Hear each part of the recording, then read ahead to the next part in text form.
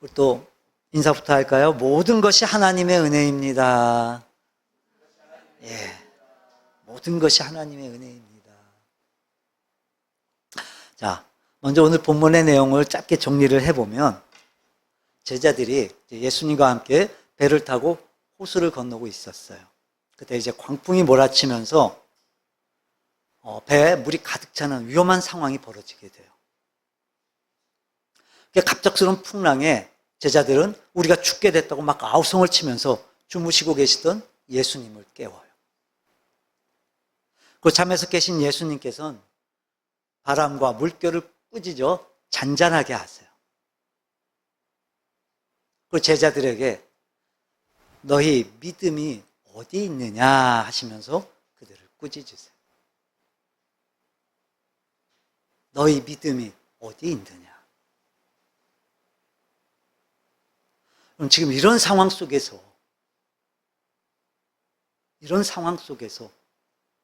이 제자들의 믿음은 지금 어디 있는 걸까요? 아니, 제자들의 믿음은 어디 있어야 했던 걸까요? 그러니까 예수님께서 지금 너희 믿음이 어디 있냐고 말씀하신 이 의미는 도대체 어떤 의미였을까요? 그러니까 예를 들어서 TV 보려고 거실에 나왔어요. 근데 리모컨이 없는 거예요, 리모컨이. 그럼 어떡하죠? 묻겠죠, 식구들한테. 리모컨 어디 있어? 묻겠죠. 지금 예수님께서 제자들에게 그런 풍랑 속에서 죽게 됐다가 아우성을 치는 그들을 향해 너희 믿음이 어디 있냐 하시는 거예요. 그러니까 이런 의미 아닐까요? 이런 의미?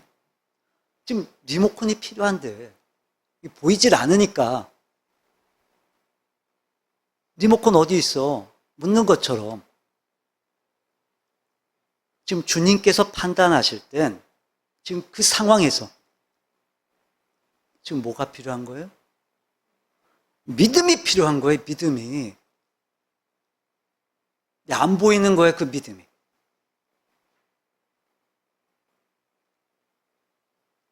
그 상황 속에서 주님은 믿음을 보길 원하셨어요. 믿음이 보이길 원하셨어요. 근데 지금 제자들은 믿음이 없었던 거예요. 믿음이 필요했는데 믿음이 보이지 않았던 거예요. 그러니까 너희 믿음이 어디 있느냐? 이 말씀은 너희들의 믿음이 보이지 않는다라는 말씀이었던 거예요.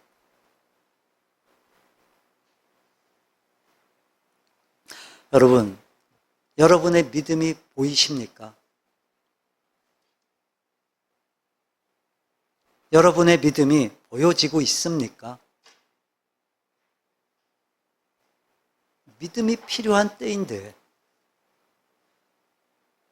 믿음이 보여져야 될 텐데,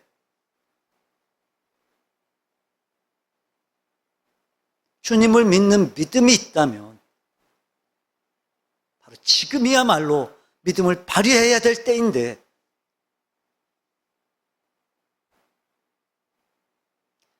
지금 우리에게 주님이 부르시는 거예요. 너희 믿음이 어디에 있냐?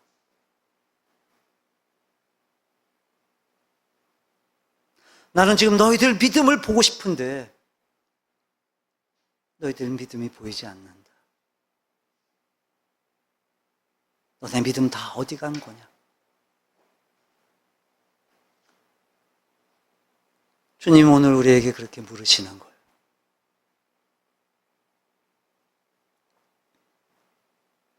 오늘 본문이 누가복음엔 이 제자들의 반응이 주여 주여 우리가 죽겠나이다 이렇게 표현되어 있는데 이제 동일한 내용을 기록하고 있는 마가복음을 보게 되면요, 이제 당시 제자들의 그 마음을요 좀 더 정확하게 알 수가 있을 것 같아요. 이렇게 기록되어 있어요. 선생님이여 우리가 죽게 된 것을 돌보지 아니하시나이까? 우리가 죽게 된 것을 돌보지 아니하시나이까? 아주 강하고 원색적으로 원망을 하는 거예요.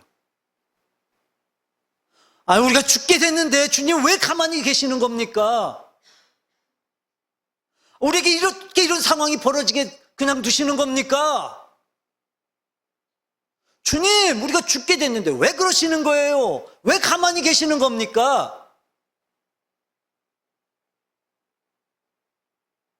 이렇게 지금 그 상황 속에서 제자들은 원망하는 거예요. 원망하고 심지어 주님을 비난하기까지 하는 거예요. 비난하기까지.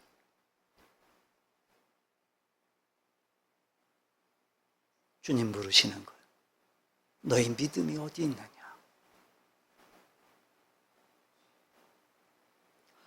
너희들 나를 믿는다고 말하지. 지금이 그 믿음 보여줘야 될 때다. 지금이야, 지금. 보여줘야 될 때야, 지금이. 근데 그 믿음이 안 보인다, 너희들. 믿음 다 어디 간 거냐? 주님 이렇게 묻고 계시는 거예요.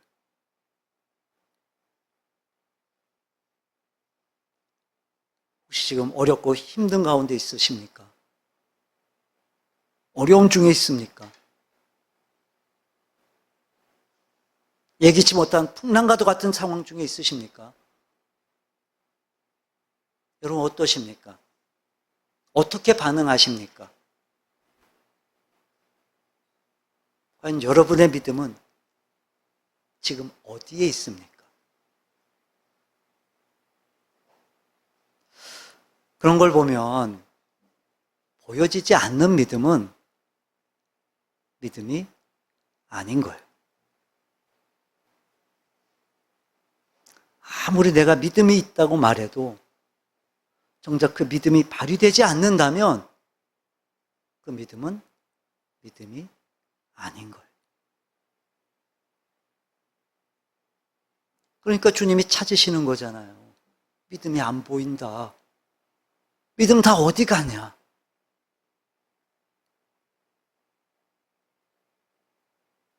여러분 잊으시면 안 돼요. 우리가 주님을 믿는다는 건 단순히 입술의 고백에 그쳐서는 안 됩니다. 우리가 주님을 믿는다는 건 입술의 고백으로 끝나면 안 돼요. 우리가 주님을 믿는다는 건 우리의 삶 속에서 보여져야 된다는 거예요. 그 믿음이. 발휘되는 믿음, 보여지는 믿음, 그게 진짜 믿음인 거예요.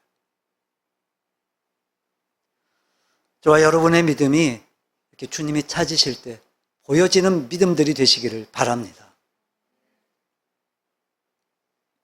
아무리 예기치 못한 상황을 만나 우리가 당황하고 무서워하고 또 불안해할 수 있지만 그럼에도 불구하고 우리가 주님을 믿기 때문에 단순히 무서워하고 두려워하기보단 우리가 믿음을 발휘하여 뭔가 행동하는, 다른 행동하는, 뭔가 다른 결정, 뭔가 다른 모습. 주님이 보셨을 때, 그래, 너 믿음이 있구나, 너. 역시 너 믿음이 보이는구나. 이렇게 믿음을 보시기를 원하는 보시기를 원하시는 주님께서 인정하실 수 있는 보여지는 믿음, 발휘되는 믿음의 사람들이 되시기를 바랍니다. 우리 야고보서 2장을 좀 볼까요? 우리가 잘 아는 내용이지만 우리가 믿음에 대해 이야기를 할 때마다 정말 잊지 말아야 돼요, 여러분. 야고보서 2장 17절 우리 함께 읽어볼까요? 이와 같이 행함이 없는 믿음은 그 자체가 죽은 것이라. 행함이 없는 믿음은 그 자체가 죽은 거래요, 그 자체가. 행함이 없는 믿음. 그러니까 우리는요, 믿음이 있다. 나는 믿음이 있다. 이렇게 말할 게 아니라 믿음으로 행한다. 이렇게 말해야 돼요. 난 믿습니다가 아니라 난 믿음으로 행합니다. 이렇게 말해야 돼요. 다르죠, 여러분? 다르잖아요, 분명히. 근데 우린요, 믿음이 있다는 얘기는 잘해요. 믿음이 있다는 얘기 우린 잘해요. 근데 희한한 건 뭐냐면요, 똑같은 말이에요. 똑같은 말인데 믿음으로 행한다. 믿음으로 산다. 여러분 자신 없어요. 자, 지금도 여러분 믿으시죠? 믿음 있으시죠? 네, 다 하면 하시잖아요. 다 하시잖아요. 아멘. 자, 그럼 여러분 믿음으로 행하시죠? 대답이 좀 다르죠. 이상하잖아요. 결국 같은 말인데. 믿음이 있다는 건 무슨 말이에요? 믿음이 있다는 건 무슨 말이에요?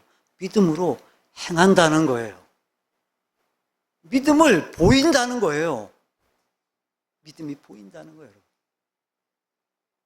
그러니까 행함이 없는 믿음은 그 자체가 뭐다? 죽은 거다, 죽은 거다. 보이지 않는 믿음. 발휘되지 않는 믿음은 뭐다? 죽은 거다. 믿음이 아니다. 그래서 18절에 보면 어떤 사람은 말하기를 너는 믿음이 있고 나는 행함이 있으니 행함이 없는 내 믿음을 내게 보이라. 나는 행함으로 내 믿음을 내게 보이리라 하리라. 너무 적절한 예를 들고 있죠. 이런 거예요. 너 믿음이 있잖아. 너 믿음이 있다며. 네가 믿음이 있다고 말하잖아. 그러니까 네가 정말로 믿음이 있으면 그 믿음 보여줘봐. 나는 믿음이 있어. 근데 나는 행함도 있어. 그래서 나는 행함으로 내 믿음 보여줄게, 너한테. 그러니까 믿음이 있다고 말하는 너도 말만 하지 말고 네 믿음 나한테 보여줘봐.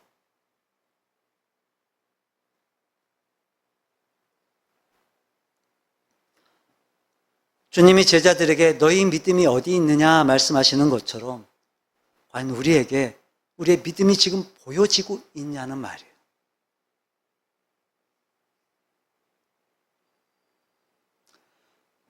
그러면서 21절부터 아브라함의 예를 들어요. 우리 조상 아브라함이 그 아들 이삭을 제단에 바칠 때, 창세기 22장에 나오는 말씀이죠. 이 장면을 이렇게 설명을 해요. 행함으로 의롭다 하심을 받은 것이 아니냐. 요 구절만 보면 오해할 수도 있어요. 우리가 믿음으로 의롭다 하심을 받는 거지 행위로 의롭다 하심을 받는 건 결코 아니에요. 절대 아니에요. 그럼 여러분 성경이 틀렸나요? 그럴 리가요. 그게 아니에요. 자, 행함으로 의롭다 하심을 받았다라고 이야기한 이유가 뭐냐? 자, 22절 볼까요? 내가 보거니와, 그러니까 너희들 다 아는 것처럼, 보고 아는 것처럼 믿음이 그의 행함과 함께 일하고 행함으로 믿음이 온전하게 되었느니라. 그러니까 행함으로 의롭다함을 받았다라고 표현한 이유가 뭐냐? 아브라함이 이삭을 제물로 바친 그 행위 자체가 이게 뭐에 근거한 거라는 거예요? 믿음에 근거한 거라는 거예요. 믿음에. 그 자체가. 그러니까 믿음으로 의롭다 하심을 받았는데 그 믿음 때문에 아브라함은 뭘 했다는 거예요? 행동했다는 거예요. 그 믿음 때문에. 그러니까 믿음이 보였다는 거예요. 믿음이 발휘가 됐다는 거예요. 그래서 믿음이 행함과 함께 일했대요. 믿음이 행함과 함께 일했대요. 그리고 행함이 믿음으로 온전하게 됐대요. 믿음이 행함과 함께 일했다. 이게 무슨 말이냐면 이 믿음과 행위가 동떨어져 작용하는 게 아니라는 거예요. 다시 말해 믿음이 있으면 뭐가 있어야 돼요? 행함이 있어야 돼요. 믿음이 있으면. 그럼 그 행함이라고 하는 건 뭐에 근거한 행위여야 되는 거예요? 믿음에 근거한 행위여야 되는 거예요. 믿음에 의한. 그래서 믿음과 행위는 동떨어져서 작용하는 게 아니라는 거예요. 자, 그리고 행함으로 믿음이 어떻게 됐대요? 온전해졌대요. 온전해졌대요. 여러분, 이 온전해진다는 말이 무슨 말이냐면, 이제 나무가 열매를 맺어 완성되는 것처럼, 나무가 되는 것처럼 행함으로 믿음이 완성이 됐다는 거예요. 행함으로 믿음이 완성된 거예요. 그러니까 아브라함을 예로 들면서 이제 행함으로 의롭다 하심을 받았다라고 기록한 이유가 뭐냐면 바로 믿음과 행위의 관계를 설명하고 있는 거예요.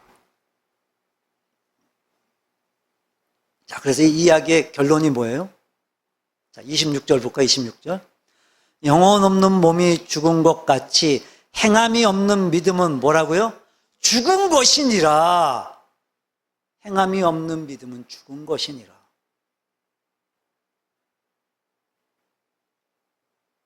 우린 다 믿는다고 얘기해요. 믿으시죠? 그러면 믿는다고 다들 말해요. 믿는다고 고백해요. 그럴 땐요, 진짜 내가 믿는 것 같아요. 근데 막상 우리의 삶에서 정말로 믿음을 발휘하고 믿음이 보여져야 될 때, 내가 봐도 안 보여요, 내 믿음이. 나도 이 믿음이 어디 있는지 모르는 거예요.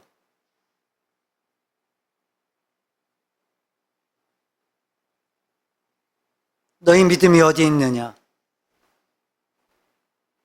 믿음이 보여져야 될 때 그 믿음이 보이지 않는다는 거예요. 세계적인 심리학자이자 정신의학자인 빅터 프랭클이 이런 이야기를 했어요. 자극과 공간 사이에 공간이 있다. 자극과 반응 사이에 공간이 있다. 자극과 반응 사이에. 그리고 그 공간, 자극과 공간, 사이에 있는 그 공간에서의 선택이 우리의 삶을 결정짓는다. 그 공간에서의 선택이, 자극과 반응 사이에 그 공간에서의 선택이 우리의 삶을 결정짓는다. 자, 그러니까 예를 들면 이렇게 풍랑을 만났어요. 그러니까 이게 자극인 거예요, 자극. 자극. 이제 여기서 선택을 해요. 갑자기 풍랑을 만났어요. 배에 물이 막 들어차기 시작해요. 그럼 당연히 당황할 거고, 또 무서울 거고, 두려울 거고. 그럼 죽게 됐다고 아우성치는 그 제자들이 이거 너무 당연한 거 아니에요, 여러분? 그런 상황인데 그 반응이 당연하잖아요. 근데 그런 자극이 주어진다고 해서 무조건 다 그렇게 반응하는 게 아니라는 거예요. 자극과 반응 사이에 이제 공간이 있고 그 공간에서 우리의 의지로 우리가 선택이 가능하다는 거예요. 선택해야 된다는 거예요. 놀라운 건 뭐냐면 그 선택에 의해서 주어진 반응으로 우리의 삶이 결정된다는 거예요. 그게 믿음 아닐까요, 여러분? 그 선택이. 그러니까 지금 주님이 원하시는 게 뭐였던 거예요? 그래요. 풍랑을 만났어요. 그럼 당연히 누구나 두렵고 무서워요. 당황돼요, 누구나. 그래서 죽겠다고 아우성치고 난리 법석이에요, 지금. 그렇게 반응하지 말라는 거예요. 그렇게 행동하지 말라는 거예요. 그렇게 반응하기 전에 선택하라는 거예요, 선택. 뭘요? 믿음을요, 믿음을. 선택하라는 거예요. 그럼 다른 행동, 다른 모습을 보일 수 있다는 거예요. 그게 뭐예요? 그게 바로 믿음으로 행동하는 거예요, 그게.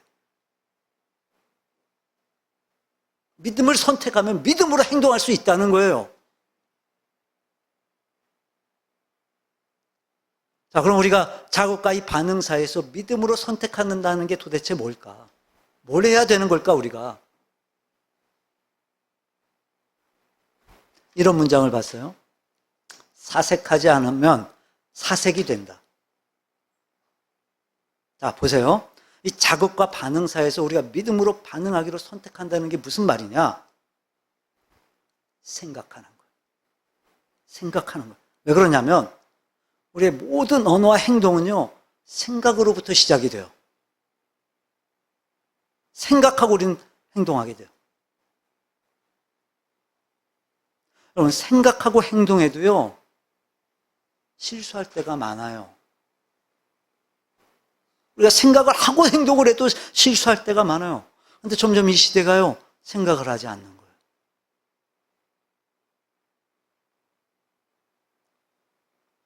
그래서 사색은 하질 않고, 뭐래요? 검색을 해요, 다들. 생각하지 않고 말하고, 생각하지 않고 행동해요. 그래서 더 심각한 일들이 더 많이 생기는 거예요, 지금. 그래서 우리는 뭐 해야 돼요? 생각해야 돼요, 생각. 자, 여러분한테 어떤 자극이 주어졌어요. 전혀 예상치 못한 어떤 어려움을 만났어요, 여러분이. 그때 그 자극에 의해서 무조건 본능적으로 반응하려고 하지 말고, 나한테 믿음이 있잖아. 나한테 믿음이 있어. 내가 믿음으로 반응해야지. 그리고 뭐 하라고요? 생각하시라고. 무슨 생각이요? 뭐 생각해야 될까요? 주님 생각. 주님 생각.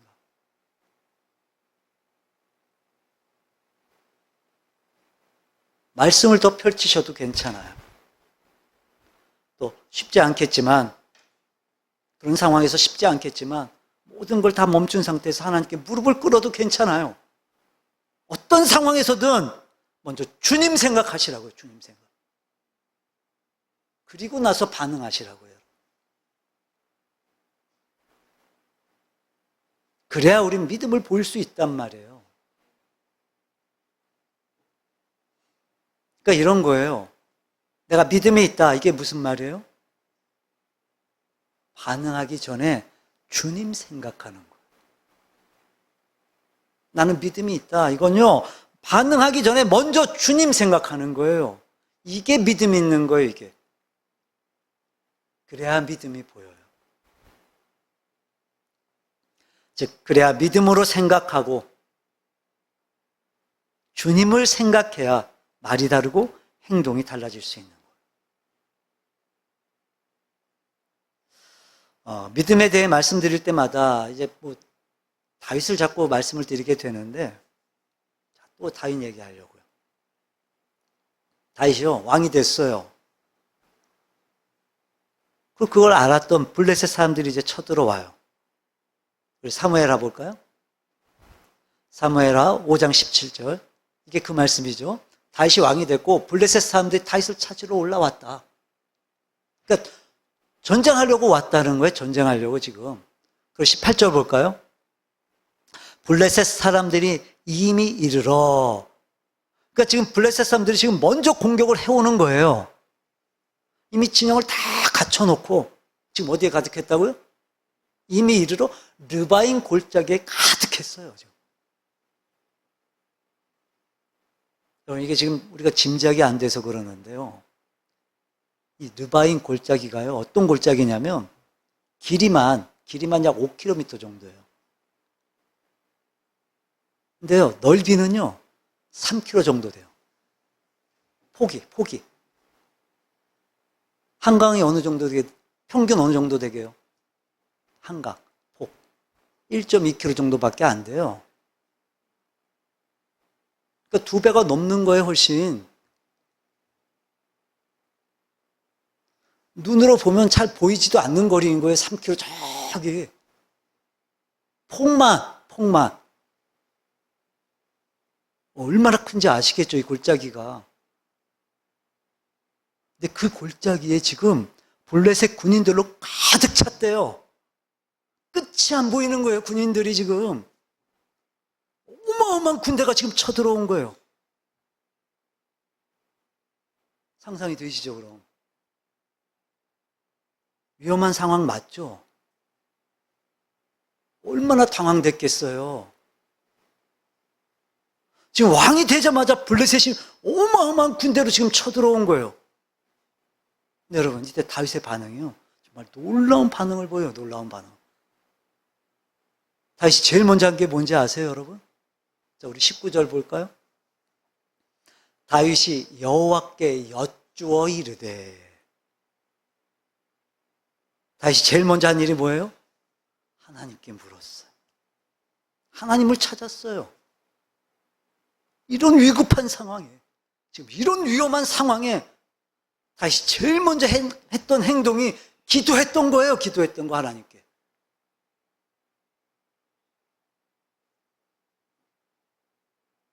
여러분, 만약 본능적으로 반응을 했다면, 상식적으로 그냥, 인간적으로 그냥 반응을 했다면 뭐부터 하겠어요, 보통? 먼저 군사들을 모아서 뭐 준비를 해야 될 거 아니에요. 장수들을 모으고. 우리는 어떻게 싸워야 되나 대비를 해야 될 거 아니에요. 고민하고 생각하고 의논하고 뭐 이거부터 하지 않겠어요? 그래서 정 안 되면 도망가고. 근데 다윗은 행동이 달랐어요. 그 자극과 쳐들어왔다는 그 자극과 그 반응 사이에서 다윗은 믿음으로 반응하려고 선택을 했어요.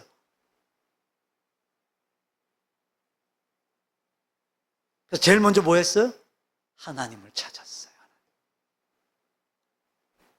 어떻게 그런 행동이 가능했을까? 다윗은요, 하나님 생각하고 있었던 거예요. 하나님 생각. 그러니까 이런 거예요. 이제 어려움이 닥치면 본능적으로 하나님을 떠올릴 만큼 다윗은 늘 하나님을 생각하는 그 거룩한 훈련이 되어져 있었던 거예요.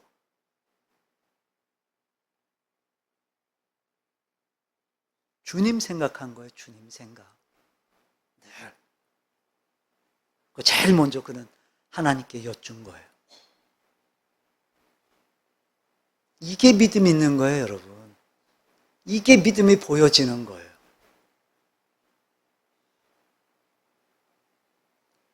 여러분, 어떤 상황을 만들든지 간에 믿음으로 반응할 수 있기를 바랍니다.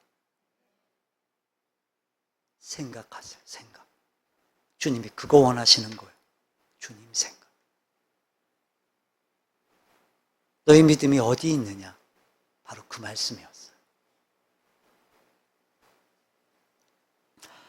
여러분 믿음이 어디 있습니까? 주님은 지금 여러분의 믿음을 보고 싶어 하시는데, 여러분 지금 여러분의 믿음이 보이십니까?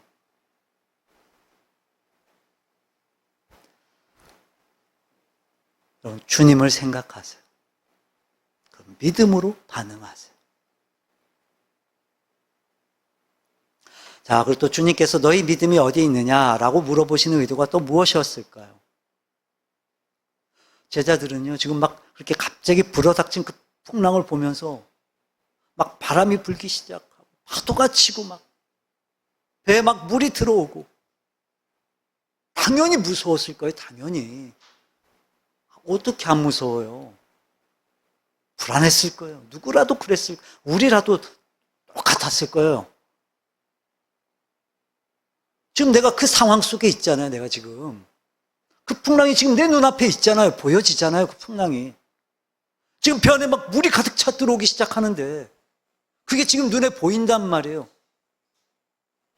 가라앉을 것 같은 거예요. 그게 보인단 말이에요, 지금. 얼마나 두려웠을까, 그러니. 자, 근데 하나 더. 그 배에 누가 계셨어요? 주님도 계셨어요.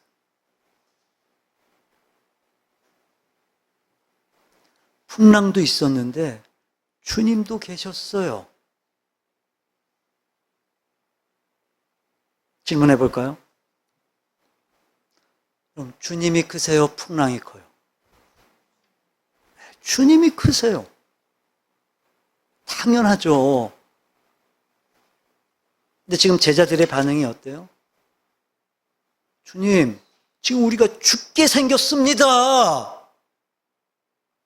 지금 이 풍랑 때문에 이 배가 다 깨져간다고요, 주님. 가라앉을 것 같다고요, 지금. 우리 지금 다 죽을 지경인데 주님 왜 가만히 계시는 겁니까? 주님께 아우성을 치고 막 원망하고 불평하고 있는 거예요.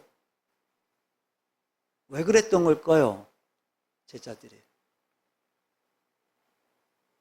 지금 제자들은요, 주님께 지금 우리가 경험하고 있는 이 풍랑이 얼마나 큰지에 대해서만 지금 막 불평하고 있는 거예요. 우리가 지금 죽을 지경이다. 우리 지금 이 풍랑이 우리를 지금 집어삼킬 지경이다. 지금 그 얘기만 하는 거예요, 주님께. 왜 그랬을까요? 풍랑도 있었고 주님도 계셨는데 지금 제자들은 주님을 보고 있는 게 아니라 지금 제자들은 풍랑만 보고 있는 거예요, 풍랑만. 만약에 풍랑도 있었고 주님도 계셨어요. 근데 제자들이요, 주님을 보고 있어요, 주님을. 그럼 제자들이 풍랑보다 주님이 크시다는 걸 알겠어요, 모르겠어요? 알죠, 당연히. 자, 지금 제자들이 그렇게 주님을 보고 있어요. 근데도 풍랑이 크다고 주님께 원망할까요? 주님을 보고 있어요. 근데도 풍랑이 크다고 불평할까요, 주님께? 아니요. 오히려 주님을 보고 있으면 풍랑보다 더 크신 주님이 분명하다면 그 반대겠죠, 반대. 반대로 하겠죠.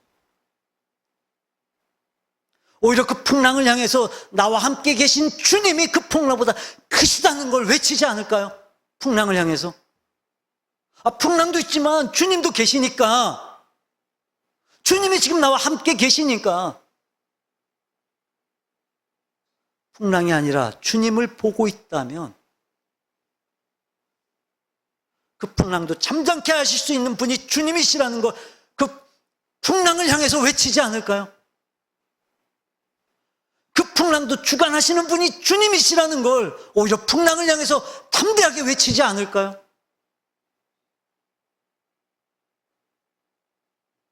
근데 지금 제자들은 풍랑만 보고 있는 거예요. 지금 이 풍랑이 너무 큰 거예요. 죽을 것 같은 거예요. 그러니까 주님께, 주님, 풍랑이 이렇게 큽니다, 지금. 우리가 다 죽게 생겼습니다. 왜 가만히 계시는 겁니까, 주님? 아우성치고 있는 거예요, 주님께 그렇게. 그때 주님 말씀하세요. 너네 믿음이 어디 있느냐? 무슨 말씀이에요?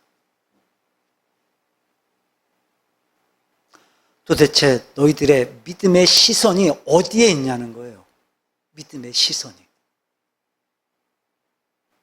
그러니까 믿음이 어디 있냐라고 물으시는 건 믿음의 시선이 어딜 향하고 있느냐라고 물으시는 거예요. 너희들이 어딜 보고 있느냐.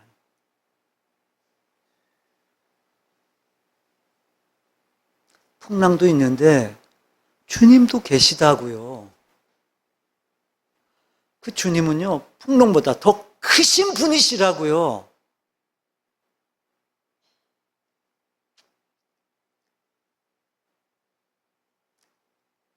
그러니까 우리는 정말 믿음이 있다면, 즉 우리의 믿음의 시선이 주님께 고정되어져 있다면, 물론 쉽진 않겠지만 그럼에도 불구하고 우리는 풍랑보다 주님이 크시다는 걸 우리는 알고 있으니까 우리의 그 믿음의 시선을 딱 주님께 고정하고, 풍랑이 크다고 주님께 아우성칠 게 아니라 오히려 우리 앞에 불어닥친 풍랑을 향해서 나와 함께 계시는 주님이 그 풍랑보다 크시다는 거, 지금 나와 함께 하시는 주님이, 그 풍랑 속에 나와 함께 하시는 주님이 그 풍랑도 잠잠케 하시고 주관하실 수 있는 분이시라는 걸 오히려 우리가 선포하고 외쳐야 되는 거예요. 주님이 지금 제자들한테 그거 원하시는 거예요. 너희 믿음의 시선이 지금 어디에 있냐? 지금 뭘 보고 있는 거냐, 너희들? 지금 너희들 누굴 보고 있는 거냐? 너희들이 믿는 건 나잖니? 나를 봐야지, 나를. 주님께서 그 말씀하시는 거예요.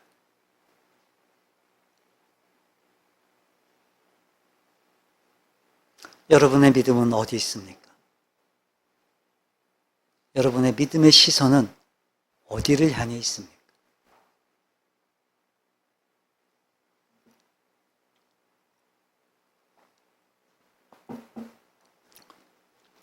자, 그리고 한 가지 더 중요합니다, 여러분. 우리가 분명히 알아야 될 게 있어요. 자, 보세요. 제자들이 주님은 모를 리가 없었어요. 왜요? 늘 함께 했거든요. 지금 그 배에 주님이 타고 계세요. 제자들이 다 알고 있어요. 그걸 주님이 타고 계시다는 걸. 자, 그래서 믿음의 시선이 주님께 있다는 게 이런 의미가 아닐까요? 주님이 함께 하시기 때문에 그래서 아무런 풍랑도 일어나지 않을 거라고 안심하고 있지 않았을까? 여러분, 그게 아니에요. 그게 믿음의 시선이 주님께 있는 게 아니에요. 믿음의 시선이 주님께 있다는 건 이런 거예요. 주님이 함께 계시지만 풍랑이 있을 수도 있어요. 없는 게 아니라 있을 수도 있어요. 근데 주님이 함께 계시기 때문에 풍랑이 없을 거라고 안심하는 게 아니고요. 주님이 함께 계시기 때문에 풍랑이 있어도 안전하다고 믿는 거예요.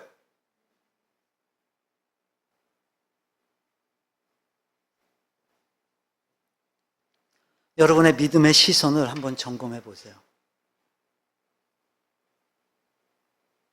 그러니까 지금 제자들이 이렇게까지 아우성치는 이유가 뭘까? 주님이 함께 계시니까. 주님이 지금 이 배에 나하고 함께 타고 건너고 계시니까 나는 아무런 문제 없을 거야. 편하게 갈 수 있을 거야. 안심하고 있었던 거예요. 아무 일도 없을 거야. 오늘 이 항해는 정말 그냥 평탄하게 할 수 있을 거야. 이 생각하고 있었던 거예요, 지금 제자들이. 그게 주님을 믿는 거라고 생각한 거예요. 근데 어떻게 됐어요? 풍랑이 일어났어요, 갑자기. 그러니 그들의 믿음의 시선이 잘못되어 있으니 당연하죠. 믿음이 발휘될 수가 없었던 거예요.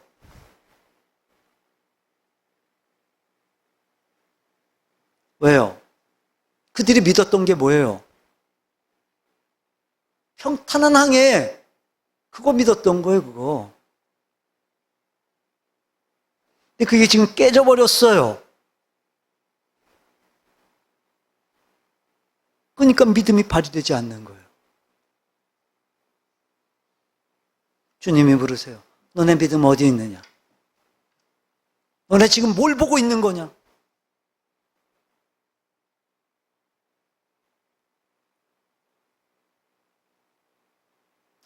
주님이 함께 계시기 때문에 어떻다? 안전하다. 풍랑이요?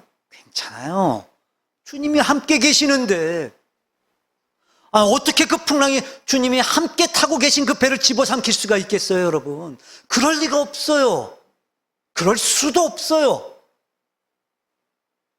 말씀 한마디로 그 풍랑을 주관하시는 분이 그 배에 계신 그 주님이신데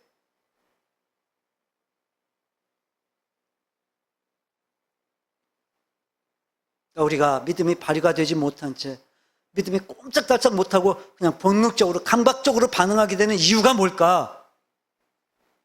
우리의 믿음의 시선이 잘못되어 있는 거예요.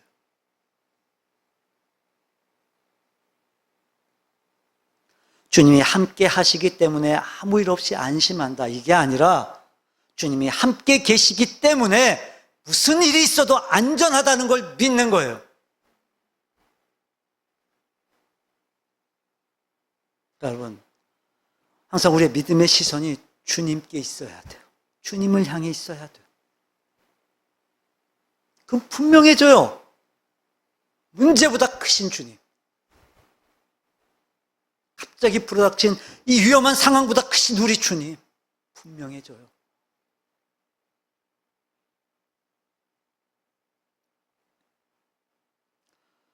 여러분이 주님을 찾을 때 이젠 더 이상 이 제자들처럼 막 원망하고 불평하는 게 아니라 정말 주님을 바라보길 원하는 마음, 이런 상황 속에서도 그 문제보다 크신 하나님을 더 주목하기를 원하는 그 마음, 그렇게 믿음의 시선을 주님께 두게 되면 우리는 반드시 확신할 수 있게 돼요. 풍랑보다 더 크신 우리 주님. 그럼요, 이젠 우리가 그 문제를 향해 담대하게 외칠 수 있어요. 그 풍랑을 향해서 우리가 거침없이 외칠 수 있게 된다고요, 여러분. 주님은요, 그 믿음을 보시기를 원하셨던 거예요.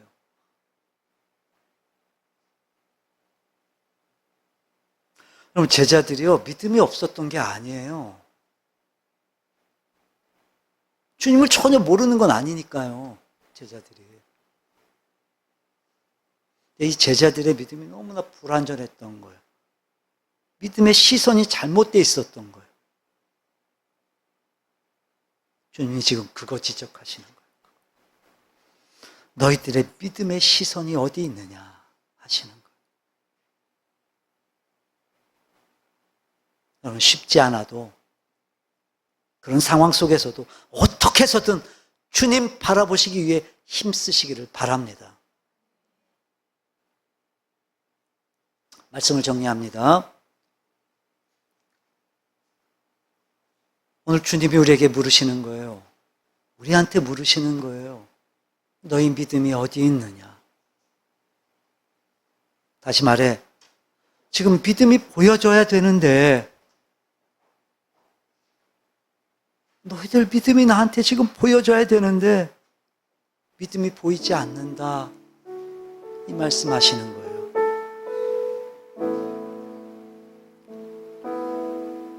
여러분, 믿음으로 반응할 수 있기를 바랍니다.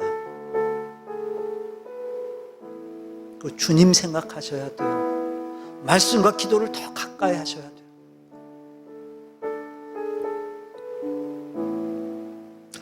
주님이 너희들의 믿음이 어디 있냐 분명히 물으셨어요. 즉 너희들의 믿음의 시선이 어디에 있냐는 거예요. 여러분, 문제 바라보지 마시라고요. 그 문제가요, 우리를 다 빨아들여요. 마치 블랙홀처럼 우리의 믿음까지도 다 빼앗아 버려요.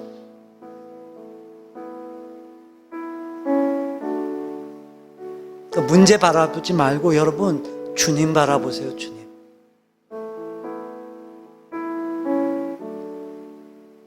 여러분, 확실히 믿으세요. 확실히 풍랑만 있었던 게 아니라 주님도 계셨거든요, 그 배에. 우리가 문제 속에 있지만 그 안에 문제만 있는 게 아니라 주님도 함께 하시니까. 주님도 함께 하세요. 그러니까 이제 우리의 믿음의 시선을 주님께 고정하고, 지금까지는 우리에게 있는 풍랑이 얼마나 큰지 우리가 그렇게 주님께 아우성을 쳤다면 이제는 그 모든 것보다 크신 주님을 분명히 확신하고, 여러분 앞에 닥쳐 있는 그 풍랑을 향해서 담대히 외치세요. 풍랑보다 주님이 더 크시다는 걸.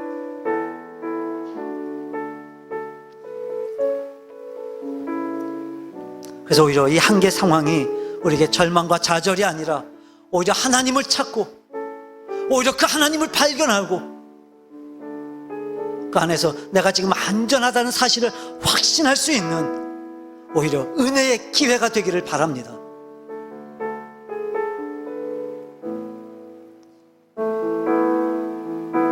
이제부터는요, 너희 믿음이 어디 있냐 이런 질문을 주님께 받는 자들이 아니라 너희 믿음이 여기 있구나, 너희 믿음이 여기 있구나, 주님께 칭찬 듣는 여러분들이 되시기를 주님의 이름으로 축원합니다.